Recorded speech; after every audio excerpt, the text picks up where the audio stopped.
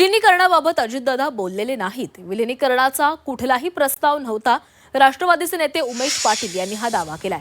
राष्ट्रवादी विलिनीकरणाची चर्चा झालेली आहे असं खडसे म्हणालेले आहेत. तर दोन्ही राष्ट्रवादीने एकत्र यावं, पवार साहेबांची माफी मागू, मंत्री नरहरी झिरवाळ यांनी हे वक्तव्य केलंय.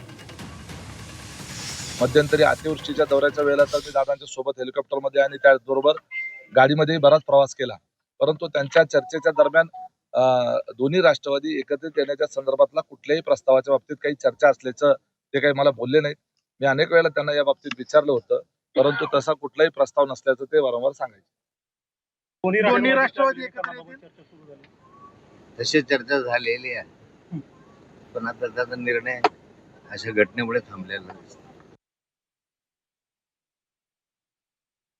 विधीचा कार्यक्रम आटोपल्यानंतर बाहेर पडताना अनेक लोकांच्या मुखातून येत होतं का आता याच्यानंतर पवार फॅमिलीचं काय किंवा पक्षाचं काय.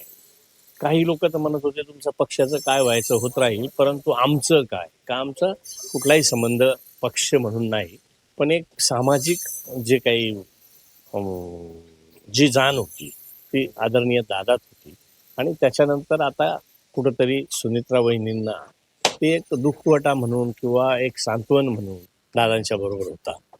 तो भविष्यात टिकून राहावा, त्यांच्या अपेक्षा पूर्ण व्हाव्यात म्हणूनसाठी सुनित्राताईंच्या माध्यमातून हे होईल अशी अपेक्षा अनेक लोक त्या ठिकाणी व्यक्त करतात. राष्ट्रवादी एकत्र यावेत. हे विभाजन झालं तेव्हापासून लोक म्हणत होते की एक तर वेगळं व्हायलाच नको होतं, पण झाले. त्याच्यानंतर काही काळ गेल्यावर आता आपण बघितलं असेल 2-3 महिन्यापासून जी इलेक्शन चालू आहे, नगर परिषदा असतील, नगरपंचायती असतील किंवा नगरपालिका असतील, महानगरपालिका असतील, आताच्या जिल्हा परिषद, याच्यात अनेक ठिकाणी एकत्रच लढलेत. एकत्र किंवा ज्या बैठका होत होत्या, आत्ताही 15 दिवसापूर्वी जी बैठक झाली पूर्ण पवार साहेबांच्या नेतृत्वात, त्यांची घरगुती जरी बैठक असेल तरी बाहेर ती चर्चा आता एकत्र होतात.